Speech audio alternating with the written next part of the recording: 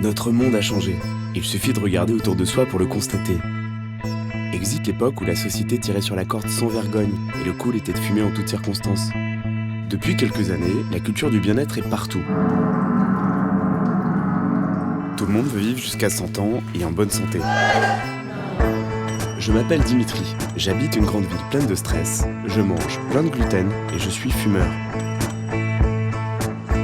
La société culpabilise les mauvais élèves. Désormais, pour être cool, il faut manger bio, respirer un air sain, courir avant d'aller travailler et surtout faire de la méditation. En gros, tout ce que je ne fais pas.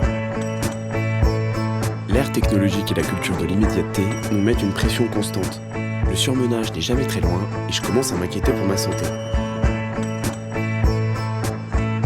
Lui, c'est mon ami Patrick. Je pense qu'il aurait bien besoin de prendre soin de lui. J'ai l'impression que discrètement, Patrick nous fait une petite déprime. Il dort à la moindre occasion et se gave de médicaments de confort. Tous les deux, nous ressentons le besoin de vivre mieux, en tout cas d'essayer. Pendant plusieurs mois, nous allons tester la méditation et le yoga dans l'espoir de nous refaire une petite santé. Je décide donc d'embarquer Patrick dans cette quête du bien-être.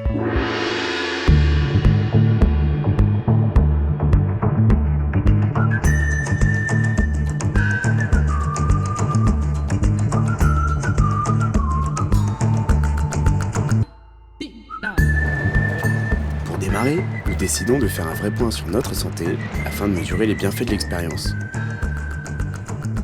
J'arrive. Bonjour docteur, Ouais. vous allez bien? Le classique, la tension. Ouais. Alors, il y a 13, là, ça va. 13,8 en temps donné. Non, c'est bon. C'est quand même... Ouais. T'as pris... On mange bien, là, la cantine. J'avoue que je me suis un peu laissé aller, ouais. Je vois ça. Ouais. Toi, Dimitri, donc on va commencer par toi. Il y a quand même une hypertension, donc un 15,5-9, c'est un peu trop quand même. Il va falloir essayer de changer un petit peu de ta manière de vivre. Hein. Ouais. Toi, Patrick, donc, toi, le problème, c'est surtout le stress. Donc, alors, tu consommes pas mal de médicaments, donc finalement, ce que j'ai compris, ouais. J'ai toujours tendance à penser que je vais me détendre en prenant un médicament. Donc je prends beaucoup de médicaments préventifs. Qu'est-ce qu'on pourrait faire, docteur, pour aller mieux? Justement, toutes les techniques qui te permettent d'accéder un peu à la sérénité, au calme, donc, etc. Parce qu'on a tous tendance à aller trop vite, donc à courir, après quoi, on ne sait pas d'ailleurs. Il y a des méthodes alternatives quand même, hein, tu sais, de méditation, de yoga, de la sophrologie, enfin, il y a pas mal de choses quand même qui peuvent aussi t'aider, tu sais. Hein, tu peux aller dans ce sens-là. Ça risque quand même, vous êtes jeune, ça risque d'handicaper votre vie plus tard, donc hein, quand même. Il faut être heureux, et ça, pour y parvenir, il faut quand même faire des efforts, quoi. D'accord? On va aller nous jouer, Patrick, hein. C'est à nous, là.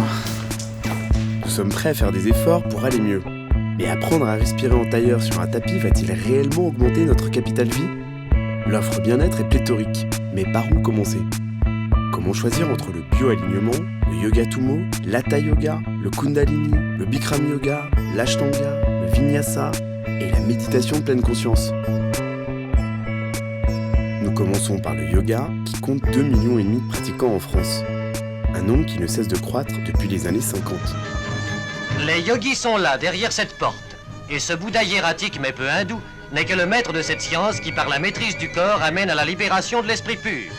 Voici, tel qu'on l'enseigne sur les bords du Gange, l'asana ou posture du lion, spécialement destinée à calmer l'individu et à refouler la colère. Et l'utilité pratique du Hatha Yoga n'échappera certainement à personne. Tenez, cher monsieur, vous qui accumulez soucis et tracas, souvenez-vous du lion.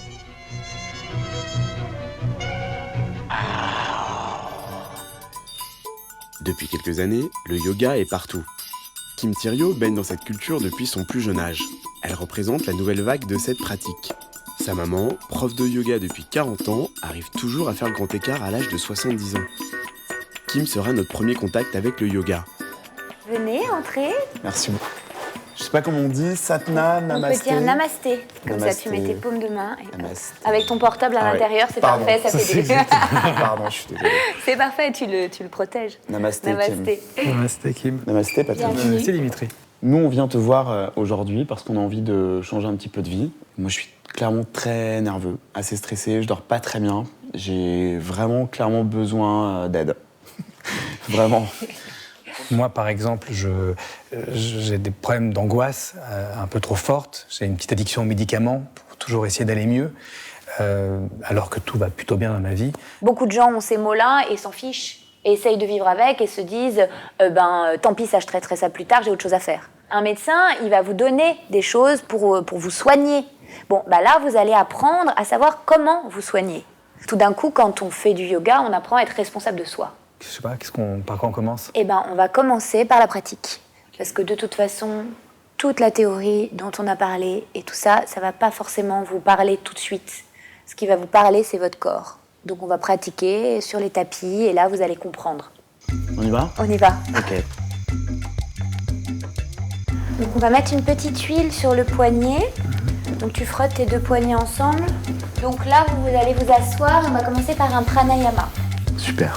Dans le yoga, les techniques employées utilisent des pratiques respiratoires, les pranayamas. Index majeur, deux doigts. Index là. majeur. 4e doigt. Là, voilà. Et 5e doigt vers le ciel. D'accord. Et comme ça. Et voilà. Ah, mais c'est simple en fait. Les postures physiques sont appelées les asanas. On vient attraper le pied avec la main et on vient en chat aérien. On regarde le plafond. Respirez. Alors là, faites doucement. Le mot yoga signifie unir et relier. Né en Inde il y a 5000 ans, cette discipline mélange respiration, méditation et exercice corporel. Abandonnez-vous. Essayez de vous connecter au plaisir de bouger tout simplement votre corps et d'apprendre à le connaître. La finalité du yoga est de réaliser l'unification du corps et de l'esprit, exactement ce dont nous avons besoin. On va basculer le poids du corps, jambe droite, fixer un point dans le sol. Et là, on va ramener le pied ou sur le mollet, ou au niveau de la cuisse un petit peu plus haut, ou carrément en haut de la cuisse. Et là, on vient en abeille aérienne. C'est sûr que ça va partir en vrille.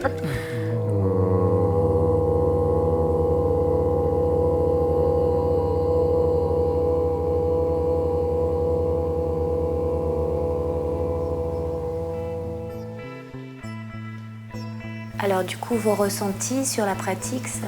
Très difficile, mais là, je me sens hyper bien.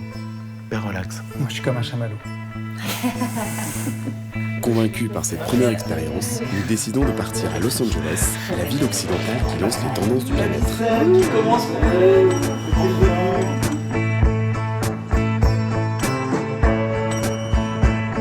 En Californie, nature et soleil sont omniprésents. La pratique du sport est quotidienne. Ici, une personne sur deux tente d'exister dans l'industrie de l'image. Tout le monde veut être beau et en bonne santé pour réussir. Il y a 50 ans, la Californie a donné naissance au mouvement hippie. En rupture avec l'Occident, une partie de la jeunesse américaine part alors sur les routes indiennes à la recherche d'une culture de l'esprit. L'ésotérisme indien est à la mode et engendre pas mal d'excès. Le sage indien Yogi Bhajan s'installe aux États-Unis à la fin des années 60. Il séduit les jeunes hippies fatigués qui troquent l'usage de la drogue contre la pratique du yoga. Bhajan leur apprend à reconstruire leur système nerveux, endommagé par les psychotropes. Tej Kaur Khalsa a fait partie de cette jeunesse fascinée par la philosophie orientale. Elle part en Inde en 1970, où elle rencontre son maître à penser, Yogi Bhajan.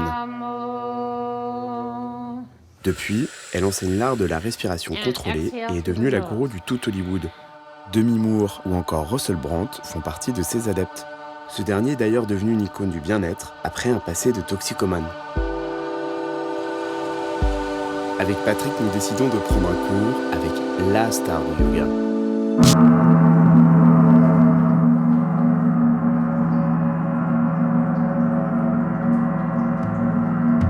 Je découvre qu'il existe une dizaine de sortes de yoga. Le Kundalini est considéré par certains comme le yoga original. C'est un yoga particulièrement puissant dans ses effets qui intègre exercice physique, méditation et récitation de mantras. Expirez. On redescend. Dernier exercice. C'est juste une manière d'apprendre de nouvelles façons de vivre. Apprendre à vivre sans drogue, heureux, Apprendre à laisser retomber la pression. Beaucoup de gens qui viennent ici sont sous pression. C'est apprendre aussi à gérer la fatigue pour vivre plus heureux.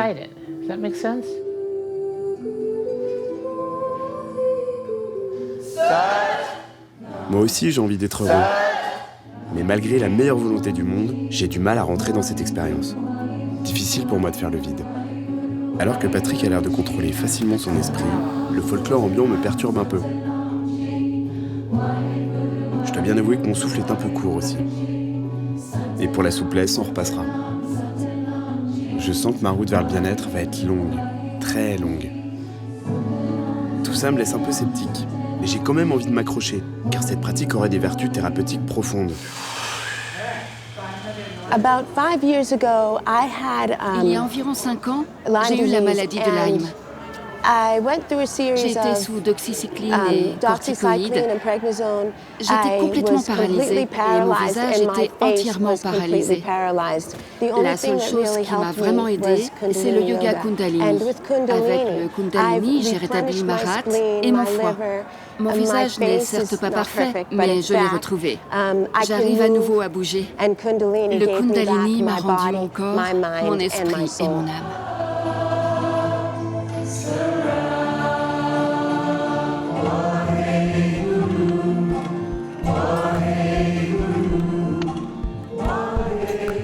La méditation est une composante essentielle du yoga Kundalini.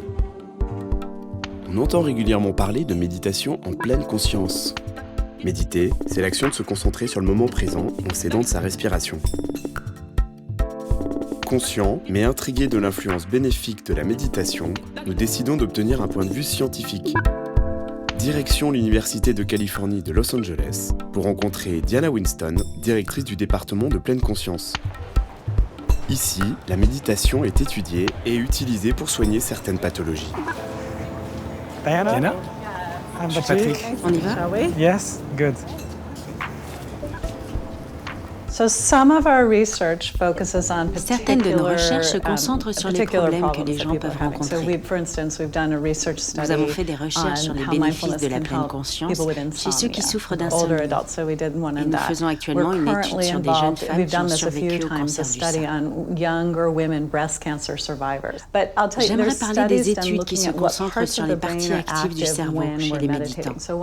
Une des études les plus connues est celle qui a été faite sur des méditants avancés, qui ont 30 à 40 ans de pratique. On a découvert qu'ils avaient certaines parties du cerveau plus épaisses que des personnes du même âge. Les parties du cerveau qui sont plus épaisses chez les méditants de longue durée se situent dans le cortex préfrontal. Le cortex préfrontal est le PDG du cerveau. Il est responsable des fonctions exécutives, de la satisfaction différée, de la mémoire de travail, de la pensée flexible. Mais il réagit. Donc si vous avez peur, votre cerveau a une réaction automatique. Les gens qui pratiquent la pleine conscience musclent leur cortex préfrontal, ce qui calme la réponse animale. Cela a de grandes conséquences positives, car on a plus de contrôle et l'on ne réagit plus de manière automatique.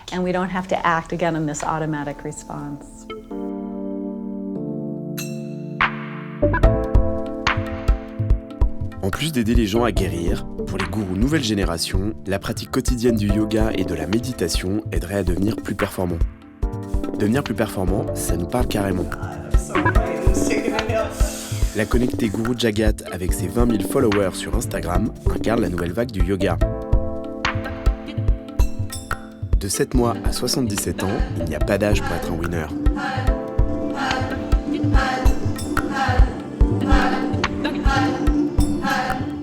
Mon point de vue est que si ça ne vous aide pas dans votre vie quotidienne, alors pourquoi le faire? On est tous tellement occupés. Si ça ne vous aide pas à gérer les problèmes auxquels vous êtes confrontés dans votre vie quotidienne, alors je n'ai pas le temps pour ça. Une des raisons pour lesquelles j'aime le yoga Kundalini et la méditation est que c'est tellement utile. Ça a beau être ésotérique et j'ai peut-être l'air bizarre, mais c'est tellement utile. Quand vous entraînez votre l'esprit à vous concentrer sur ce qui vous entoure, vous avez beaucoup plus de succès. Toutes les personnes qui ont le plus réussi sur cette planète, dans l'industrie du divertissement, dans les affaires, ceux qui ont gagné beaucoup d'argent, qui ont eu beaucoup de succès, ont tous un point commun. Ils pratiquent le matin pour recentrer leur esprit et leur corps. Obama se réveille très tôt et fait ses exercices scrupuleusement. Je suis certaine qu'un esprit concentré entraîne une grande réussite. Un corps sain et fort vous rend heureux.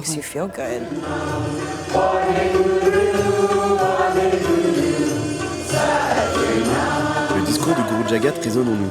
Se concentrer pour être plus créatif et maîtriser le monde, ça nous parle. En revanche, enfiler une tenue en lin blanc éthique pour avoir l'air plus relax, je trouve ça un peu superflu. En Californie, les gens surjouent un peu le bonheur et cultivent les apparences. Je ne m'y retrouve pas vraiment. Les discours sur l'efficacité nous ont un peu épuisés. Avec Patrick, nous ressentons le besoin de nous couper du monde. Surtout, nous avons besoin de calme. Nous prenons rendez-vous dans les collines de Topanga avec Sybille Buck pour une séance de yoga méditatif sous yourte. Du yogourt. Qu'est-ce qu'on va faire, Sybille, là? Vous allez être très confortable, même qu'il fait un peu fraîche ici. C'est chauffé et il y a des blankets, des coussins et on va juste relax. On va méditer, c'est ça, là? Ouais, mais c'est pas quelque chose d'avoir peur parce que c'est vraiment qu'on va être relax. C'est tout. Vous êtes prête? Ouais, J'utilise du kava. Le kava est une herbe non psychoactive que les gens utilisent depuis des millénaires. Vous en voulez? So what you'll do, c'est les plus beaux jours de ma vie. Tu prends ça, et quand je dis go, you just breathe tu in. inspires. Okay? Comme une chicha un peu. There we go. Ça sent bon. Mm-hmm. It smells Oui, really good. ça sent très bon.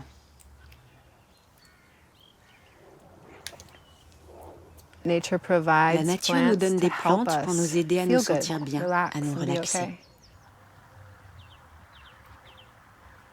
Okay. If you suffer Si vous anxiety, souffrez then d'anxiété, breathing out through alors your open expirez mouth avec la bouche is ouverte. more C'est plus relaxing. relaxant. But you can breathe Mais vous out through pouvez your nose expirer if par that's le more nez si c'est plus comfortable. facile. However Quel you que soit are l'état dans lequel today, vous êtes, just meet essayez yourself juste d'être présent.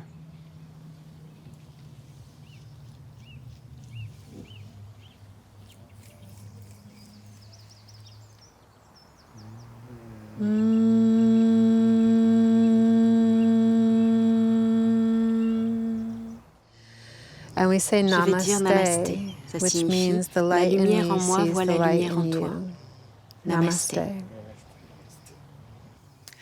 And the thing is, not only On you ne se feel sent pas seulement good bien when quand you're on se relaxed, détend. but you On actually are guérit notre healing your corps en body. même temps. Because we have evolved the culture Nous avons so tellement much fait évoluer la faster than our culture plus bodies vite que nos evolved corps, that when que we're lorsque l'on a thinking des about, angoisses, the rent is le corps ne due, comprend pas ce qui the nous body inquiète. doesn't understand rent. So the Le body corps thinks pense danger. danger. Il pense And que it's vous avez literally besoin de putting plus de sang blood dans in vos your muscles, muscles comme in quand case vous you have to courez ou run vous or vous fight, battez, which ce qui doesn't n'aide help pas à with se your rent. déstresser. In fact, it would be better En fait, to il vaudrait mieux se relax détendre et and chercher la figure bonne out, solution. whatever you need to do for your rent. But Mais nous ne sommes we're pas not assez sophisticated sophistiqués pour enough ça. yet, C'est so pour ça qu'on that's what médite. this is for. Tim, tu t'es endormi. C'est trop bien. Tu te sens un peu comme dans la... Je sais pas, dans le ventre de ta mère, mais c'est vrai. Il y a un côté très enveloppant. C'était hyper agréable. Très rassurant. Le truc qui est incroyable, c'est que quand les gens voient avec le tipi, les pierres et tout ça, il y a vraiment un truc de folklore qui peut faire un peu, tu vois.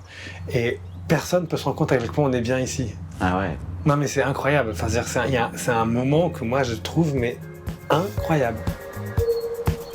Patrick a vraiment accroché avec le repos dans la yourte. Ils sont bien motivés pour adopter ces pratiques au quotidien. Tu te sens bien là? J'ai l'impression que t'es à fond, non? Ah maintenant je suis gourou pâte. Patrick va beaucoup mieux.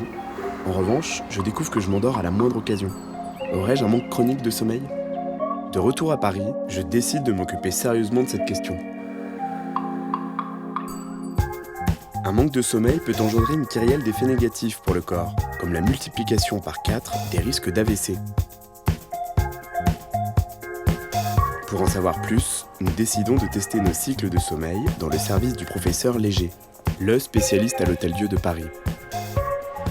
Alors, le sommeil est essentiel au bien-être. Tous les jours, en plus, ça s'impose tous les jours, il faut dormir, et au moins 7 à 8 heures par 24 heures. On nous fixe des électrodes qui vont mesurer notre activité cérébrale.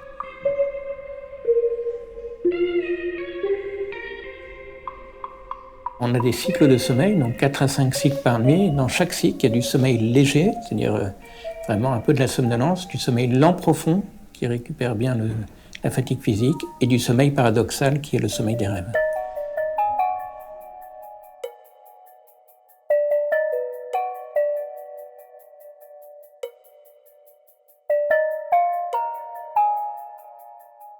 Alors dormir, ça se décide pas comme ça, il faut se préparer un peu, donc dans l'heure d'avant, plus détendu, faire des choses différentes, rêver un peu au quotidien, et comme ça on va beaucoup mieux dormir. On dort dans un environnement idéal quand il n'y a pas du tout de lumière, le plus noir possible, une température assez fraîche, de l'ordre de 18 degrés, et puis le moins de bruit possible. Bonne nouvelle, malgré nos vies agitées, nous ne sommes pas en dette de sommeil. Me voilà rassuré. En revanche, je dois vraiment apprendre à me limiter sur le téléphone avant de m'endormir. Si vous utilisez des tablettes, des ordinateurs, des smartphones, en fait, ces écrans sont dotés de capteurs de lumière bleue qui vont bloquer votre sécrétion de mélatonine. Et donc la mélatonine, c'est l'hormone du sommeil. Donc la mélatonine a besoin de se sécréter à l'obscurité. Donc le bleu va stimuler votre mélatonine, la bloquer, et vous allez être en phase d'éveil. Est-ce qu'on récupère vraiment un jour tout le sommeil qui nous manque ? Ben non, donc voilà, il faut s'y mettre au jour le jour, parce que si on est en dette depuis des années, de toute façon, ça a eu quand même des conséquences sur la santé. Vous appelez ça une dette de sommeil ? Une dette de sommeil, oui. Qu'est-ce que c'est une dette de sommeil ? Une dette de sommeil, c'est dormir pas assez, moins de 6 heures par 24 heures. Après cette expérience clinique, nous testons une pratique moins conventionnelle. Une analyse de nos photons et électrons grâce à une caméra électrophotonique. Donc on va rentrer d'abord le pouce. Le but, rééquilibrer notre énergie interne. Dubitatif mais curieux, nous buvons de l'eau ionisée censée harmoniser nos liquides organiques. Puis, on nous fait écouter de la musique basée sur des fréquences de bol tibétain. Chelou.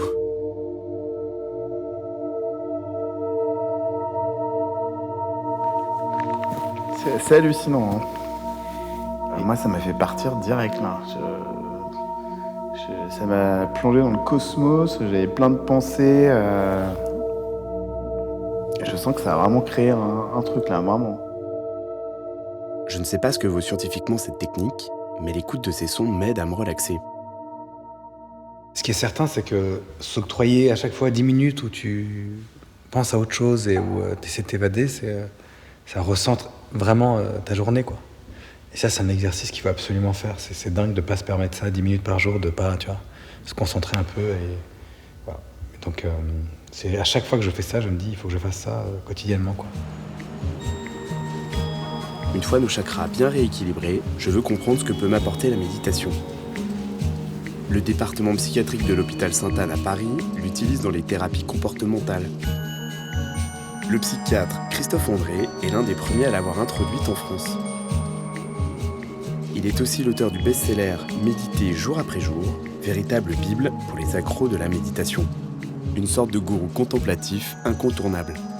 Aujourd'hui, il y a une tendance de fond de nos sociétés à prendre conscience que tout ce qui est speed, accélération, performance, est nécessaire à petite dose pour que les choses bougent et avancent, mais qu'on ne peut pas vivre en permanence sous perfusion comme ça d'adrénaline, et que non seulement ça n'est pas bon de toute façon pour bien faire, pour être performant, mais en plus c'est usant, c'est fatigant, ça peut rendre malade. La méditation, c'est vrai que c'est un véritable phénomène de société.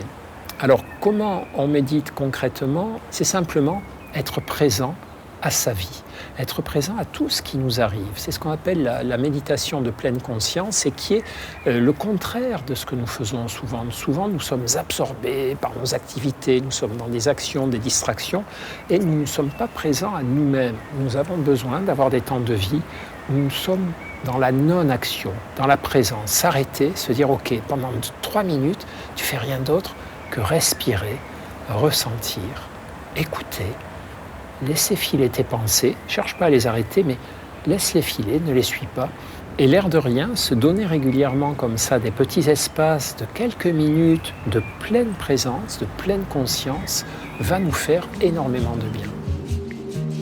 Pour Christophe André, la méditation a des vertus thérapeutiques et scientifiques indéniables. Elle aurait un impact bénéfique sur les personnes stressées, anxieuses et dépressives. Étant stressé de nature, ces bienfaits m'intéressent particulièrement. La méditation est de plus en plus importante dans le monde de la santé.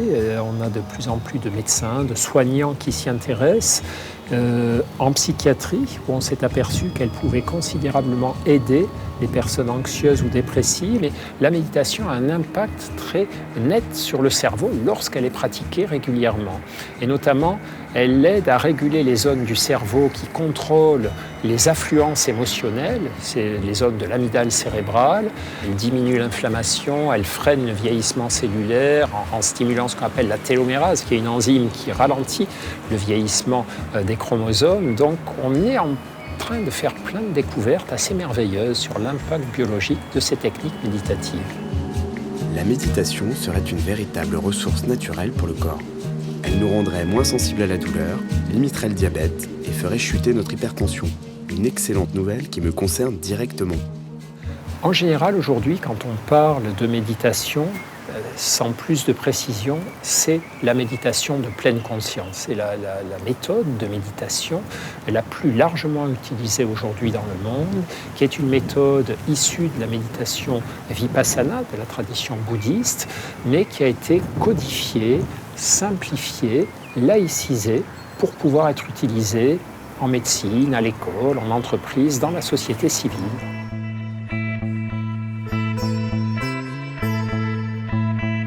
Pour parfaire notre expérience, nous nous envolons pour l'Inde, pays originel de la méditation.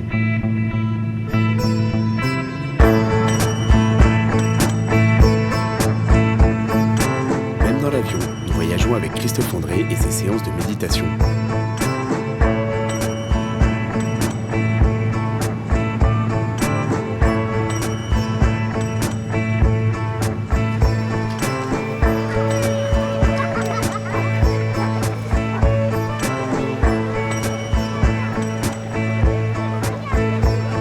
Dès notre arrivée à Mumbai, l'omniprésence de la spiritualité nous saute aux yeux. Un temple en chasse un autre et on peut consulter des gourous à chaque coin de rue.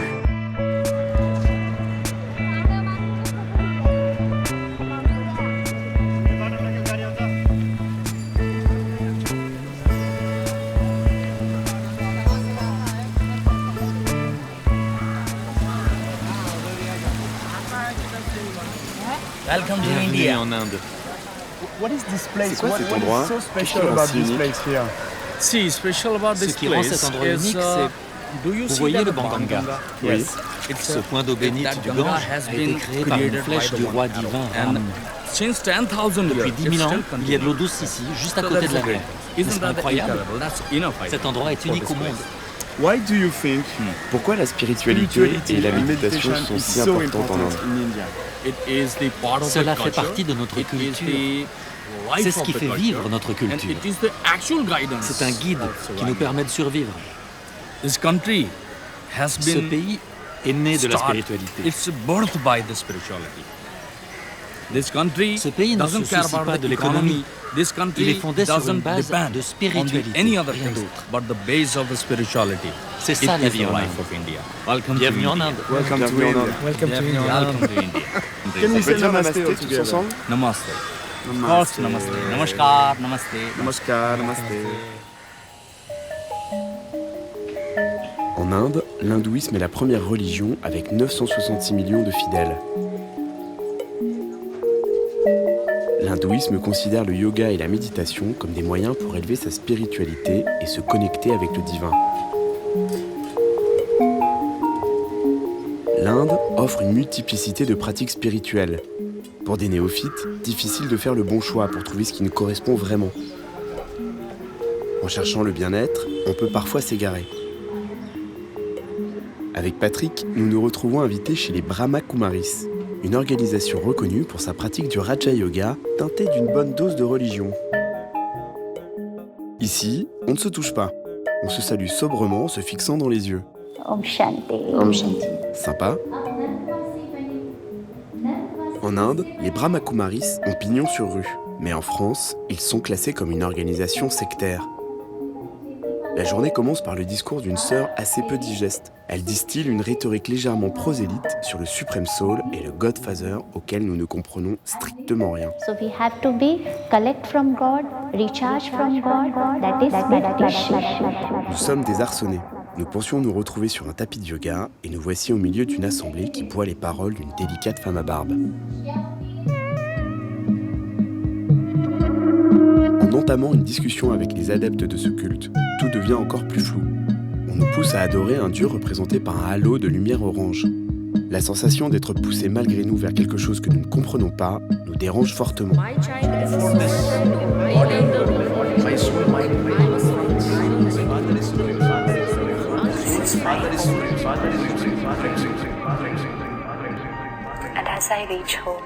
La journée se termine par une prière forcée sous l'œil de la mère supérieure, ce qui fait réagir Patrick. Moi, j'ai trouvé beaucoup de vertus à beaucoup de techniques de méditation. Mais là, vraiment, cette petite pièce avec les lumières fluo, le frère qui met la musique sur son téléphone portable et le moustachu en face, j'ai du mal. J'ai besoin de quelque chose de plus. Là, j'ai un peu du mal. Cette première expérience indienne ne sera pas franchement concluante. Après cette fausse piste, nous partons à la découverte de Vipassana, la pratique méditative évoquée par Christophe André. Il s'agit de l'une des plus anciennes techniques indiennes de méditation.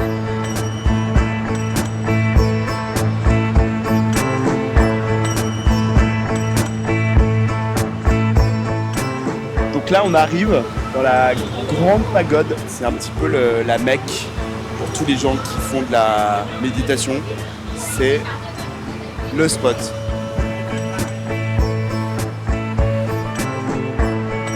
Ça y est, on l'a fait. On est au cœur du cœur. On est parti d'un petit tapis de yoga dans le 9e arrondissement. Et là, on est à la grande pagode.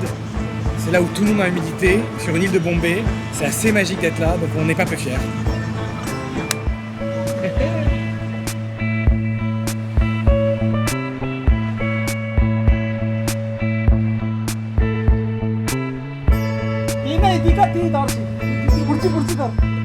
Cette pratique a été découverte par Bouddha il y a 2500 ans et remise au goût du jour en 1969 par un riche industriel indien, S.N. Goenka.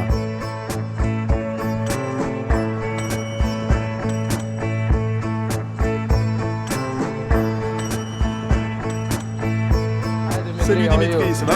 Super bien. Salut Patrick, comment vas-tu? Ça va mon ami? Nous sommes ici au centre de méditation Vipassana de Mumbai. Je vais vous montrer les alentours. Ici, c'est la grande pagode, la nouvelle. L'original était Igatpuri. Allons voir celle-ci. Qu'est-ce qui est écrit sur ce mur? Il est écrit « Le sectarisme n'est pas le Dhamma. Le Dhamma ne construit pas de mur. » Cela signifie que nous sommes tous humains et que l'on doit donc tout faire pour l'humanité. Il n'y a pas de religion spécifique. De l'amour pour chacun et pour tous. Amour, respect et humanité pour tout le monde. C'est peace, love, unity and having fun. Un peu comme dans le hip-hop, non, c'est ça? Quelque chose comme ça. Avant d'entrer dans le dôme, on doit enlever ses chaussures, car c'est un endroit sacré. Voilà le dôme. À l'intérieur, il faut être très calme et silencieux. Très calme. Entrons. C'est vraiment incroyable comme endroit. Oui, c'est un endroit merveilleux. Tout incarne le calme. Vous voyez cette femme? Elle est en train de méditer. C'est fou. C'est immense.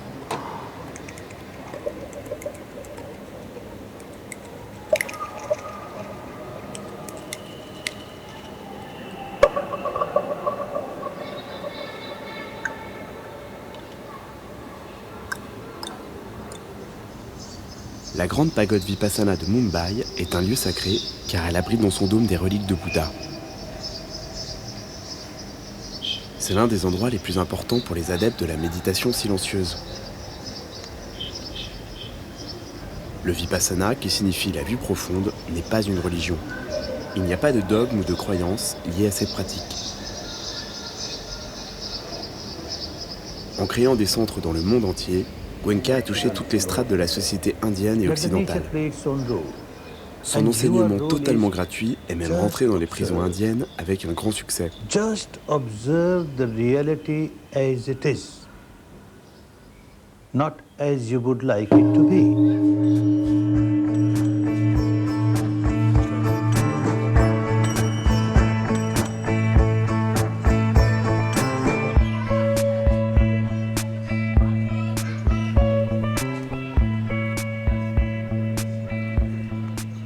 Cette pagode n'est pas liée à une religion en particulier. This pagoda, it represents the symbols of Buddhism. And Buddhism itself represents all religions in itself, because the knowledge what it gives to meditation is universal for everyone. Everyone can accept it, and everyone can use it in their day-to-day lives. It makes you calm and very happy. Donc qu'on soit juif, musulman ou catholique, on peut venir ici et méditer. Yes, anyone in the world can meditate. I'm not a Buddhist. I myself am a Hindu, but still I come here and meditate because it gives me calmness in my body. Who gives the money? Qui a financé cette pagode? This pagoda. Everyone. Tout le monde. It's like donation. Ce sont des dons. I do a 10 days course. Je peux faire une formation de 10 jours, c'est gratuit. Si j'ai aimé, je fais un don pour que quelqu'un d'autre en profite à son tour. So it's a big, huge C'est un circle for cercle so many vertueux qui years. fonctionne Everyone depuis is de nombreuses donating. années. It's Tout le monde basically a donne. public donation. Ce sont essentiellement That's des a dons. charity, C'est de la charité. Donc c'est vraiment de l'humain pour l'humain. Human De for l'humain pour human, l'humain. that's it. Oui, c'est ça. Give me the basic Et rules quelles sont les règles de cette retraite? So the basic rules of Le the principe 10-day de ces 10 course jours is you have to be est que tu dois silent. rester silencieux. You don't have to look in Ne anybody's jamais regarder eyes. personne dans les yeux. And you cannot talk Tu n'as for pas le 10 droit de parler days. You have pendant to be 10 very jours. silent in Tu dois in rester those 10 silencieux. days. C'est la That règle is the de base. basic rules. And the Vipassana La technique qui they est will apprise teach you Vipassana, c'est of une the technique de respiration qui and t'aidera that will après help dans you ta in vie. life and further. Est-ce qu'on peut utiliser son téléphone, envoyer des textos, aller sur No Facebook? cell Tu phone, peux ni téléphoner, no ni lire, reading, ni no écrire. writing, No reading. no Ni reading, lire, no ni écrire, ni writing, téléphoner. no cell phones, Aucun no contact contact avec with le the monde outer extérieur. world. Rien du tout. No nothing. From Absolument morning rien, du matin jusqu'au soir. till the evening, On meditating. In médite between et you après take la pause breaks du for midi, lunch. on After recommence. that again, meditation. Les règles ont l'air sacrément strictes. Avec Patrick, nous n'avions pas du tout anticipé de nous couper du monde pendant 10 jours. Quand peut-on faire cette retraite Vipassana? Well, in some days I'm going bien, je again vais for the bientôt refaire Vipassana un for a stage de 10-day 10 jours. course. So I think Dimitri and Vous Patrick, devriez you venir both avec should moi. join me there because Vous you avez l'air really d'en avoir need besoin. this 10-day course. You Tu penses qu'on en a besoin? it? Oui, Yeah, je pense que Dimitri, on est capable. Dimitri, on a vraiment besoin. Because Il y a I beaucoup think de choses lots qui of tournent stuff dans sa going in tête. his mind again Il and a again, vraiment and he besoin de se really needs calmer. this to calm himself. Vous pouvez venir et ensuite You vous pourrez can go raconter this votre and also tell in expérience pour que Paris, tout le and monde so vienne ici. everyone can come here. Je crois que si Dimitri peut le faire, tout le monde peut le Everybody faire. can do S'il it. peut le He faire, can tout do le it, monde peut y everyone can arriver. do it. Ça, c'est Sure. sûr. Ok, on y va. Thank you. Ok, c'est parti. Let's go. Allez, on fait. Merci. Thank you. Une retraite Vipassana, ça se mérite. Pour atteindre la relaxation suprême, nous avons pris un bateau, un train, un bus. Nous avons survécu aux embouteillages géants de Mumbai,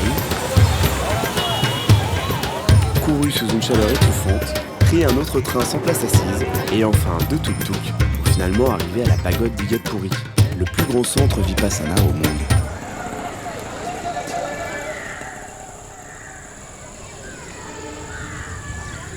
Après toutes ces péripéties, nous savourons enfin le calme.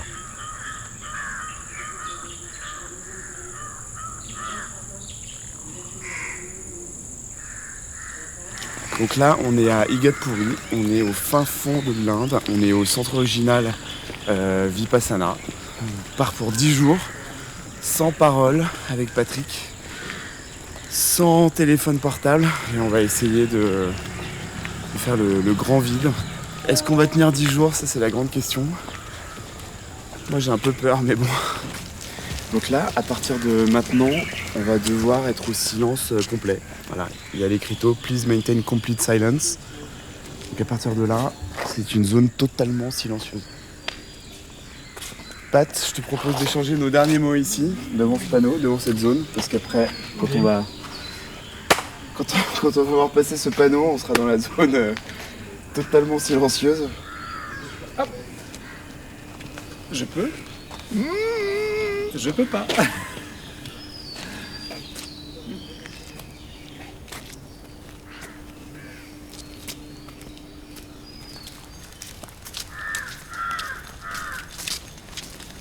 Goenka compare le Vipassana à une opération chirurgicale de l'esprit. L'objectif de ce travail sur soi est d'apprendre à se connaître. Tout est organisé pour que le cerveau n'ait aucune distraction pendant 10 jours. On est soumis à ce que les adeptes appellent le noble silence. Les hommes et les femmes sont séparés. Le parfum est interdit. On dort dans une chambre qui ressemble à une cellule. Pas mal de gens viennent ici pour soigner leurs addictions. La douleur, l'inconfort et la souffrance font partie intégrante du travail sur soi. C'est très difficile de rester concentré sur sa respiration une journée entière. Pour moi, l'envie d'abandonner n'est jamais très loin. Mais galvanisé par le ressenti de mes premières émotions et entouré par une centaine d'hommes en train de méditer, je m'accroche.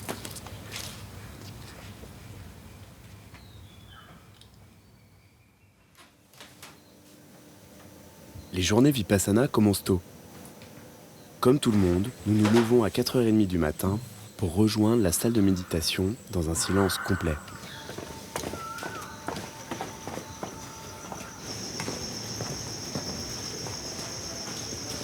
Le manque de sommeil me plonge dans un état de conscience assez bizarre. Je suis envahi par mes pensées.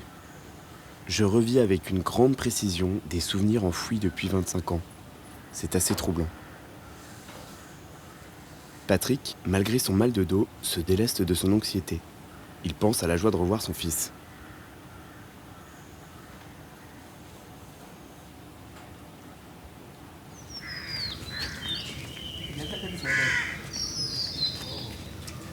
Avant la pause, on a déjà accompli 6 heures de méditation.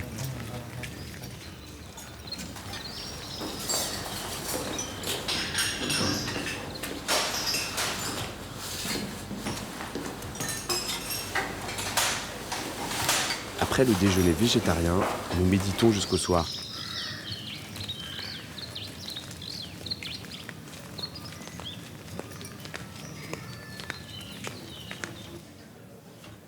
Rester en tailleur des heures durant sans bouger est un enfer. La seule distraction autorisée est de suivre sur le grand écran les enseignements de Goenka.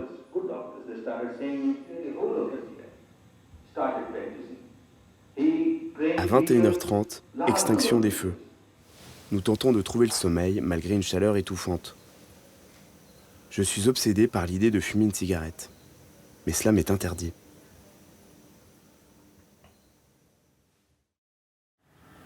Au bout du 4e jour, le corps s'habitue et sécrète suffisamment d'endorphine pour absorber la douleur. Curieusement, l'idée de fumer une cigarette m'apparaît lointaine. Je comprends alors que la douleur peut être observée et mise à l'écart. On arrive à la vivre sans la subir. C'est une sensation unique.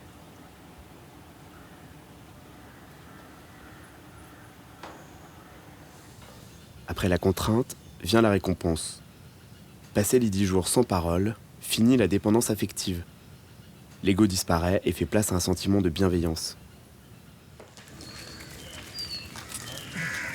Le but de cet exercice méditatif est d'observer ces sensations en totale équanimité. C'est-à-dire de façon égale, qu'elles soient bonnes ou mauvaises, en partant du principe que dans la vie, tout finit par passer.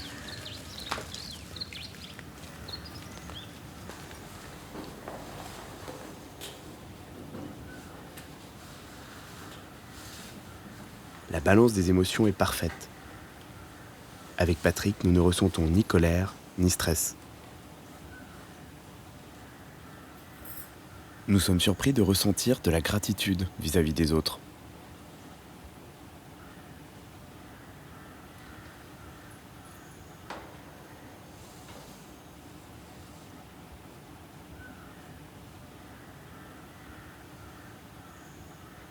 Là, on vient juste de finir Vipassana, donc 10 jours de méditation intense, 10 heures par jour. Je peux dire que c'est quand même une sacrée expérience. Hein. Mais c'est vrai que ça a beaucoup d'émotions qui passent. C'est merveilleux. S'arroger une plage de silence aussi intense, c'est assez inédit dans ma vie. Et c'est assez exceptionnel. Hein. Je recommande vraiment à tout le monde d'essayer au moins de le faire une fois dans sa vie. Autour de nous, la joie se voit clairement sur les visages.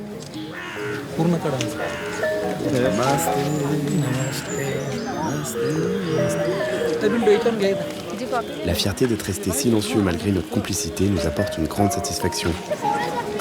This is the 10th day of the course, so I'm feeling free. Nous regoutons au plaisir de parler et d'échanger. Qu'est-ce que tu retiens de ces 10 jours? Ces 10 jours sont très durs. Mais aussi très bons. Ils te changent beaucoup. C'est comme dans une prison. Enfin, tu te sens un peu comme dans une prison, mais une bonne prison. C'est juste avec toi-même. Le premier jour, tu observes seulement ta respiration. Tu essaies d'observer ton souffle. Tu observes la douleur. Donc tu es dans cette dualité. Tu essaies de te concentrer plus sur ton souffle, plutôt que sur la douleur.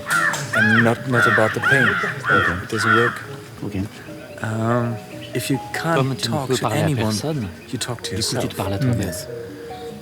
Et en te parlant à toi-même, tu découvres les autres personnes en toi.